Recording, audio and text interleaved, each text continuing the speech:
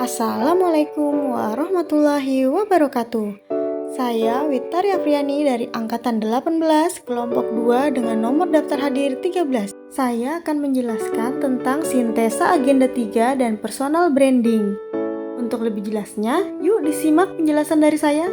Sintesa agenda 3 secara garis besar mempelajari 3 bahasan, yakni manajemen ASN, pelayanan publik, dan whole of government atau disingkat dengan WOG.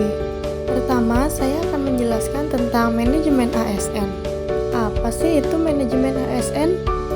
Dalam Undang-Undang Nomor 5 Tahun 2014 tentang aparatur sipil negara yang di dalamnya terdapat pengertian manajemen ASN, yaitu pengelolaan ASN yang profesional, memiliki nilai dasar etika, profesi bebas dari intervensi politik, dan bersih dari praktek KKN. Manajemen ASN itu ada 3 poin yang harus kita tahu.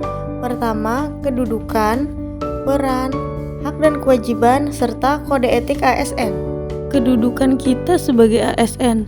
Kita diangkat oleh pejabat pembina kepegawaian dan diserahi tugas dalam suatu jabatan pemerintah atau diserahi tugas negara lainnya dan digaji berdasarkan peraturan perundang-undangan. Kemudian, peran kita sebagai ASN adalah sebagai perencana pelaksana dan pengawas penyelenggaraan tugas umum pemerintah dan pembangunan nasional melalui pelaksanaan kebijakan dan pelayanan publik yang profesional, bebas dari intervensi politik, serta bersih dari praktik KKN. Sebagai ASN, kita juga harus tahu hak dan kewajiban kita sebagai ASN, yaitu diatur dalam pasal 21-24 Undang-Undang Nomor 5 Tahun 2014 tentang aparatur sipil negara. Kita pun sebagai ASN harus memegang teguh kode etik yang berlaku. Poin yang kedua adalah konsep sistem merit dalam pengelolaan ASN. Ini terdiri dari konsep sistem merit dan kelembagaan jaminan sistem merit. Konsep sistem merit ini berkaitan dengan kompetensi, kualifikasi, dan kinerja kita sebagai ASN yang harus terus dilatih berdasarkan jabatannya. Di Indonesia, sistem merit ini sudah mulai berlaku dengan adanya perekrutan CPNS dengan menggunakan metode CAT yang diharapkan dengan metode ini, para CPNS yang lolos bisa menjadi PNS yang berintegritas, memegang amanah pekerjaannya, dan bertanggung jawab. Dengan sistem CAT ini dapat meminimalisir adanya kecurangan. Selanjutnya poin ketiga yaitu mekanisme pengelolaan ASN. Pengelolaan ASN ini terdiri dari manajemen PNS dan P3K, pengelolaan JPT, organisasi, dan sistem informasi ASN yang sekarang sudah mulai diaktifkan untuk pemutakhiran data ASN, dan yang terakhir penyelesaian sengketa. Selanjutnya materi pelayanan publik. Pada pelayanan publik ini, kita harus paham mengenai konsep dan prinsip pelayanan publik, pola pikir ASN sebagai pelayan publik, dan praktek etiket pelayanan publik. Pelayanan publik itu adalah sebagai salah satu bentuk kegiatan pelayanan umum yang dilaksanakan oleh instansi pemerintah di pusat ataupun di daerah dan di lingkungan BUMN atau BUMD dalam bentuk barang dan atau jasa dalam pemenuhan kebutuhan masyarakat. Pelayanan publik yang profesional artinya pelayanan publik yang mempunyai ciri dengan adanya akuntabilitas dan responsibilitas dari pemberi layanan pemerintahan.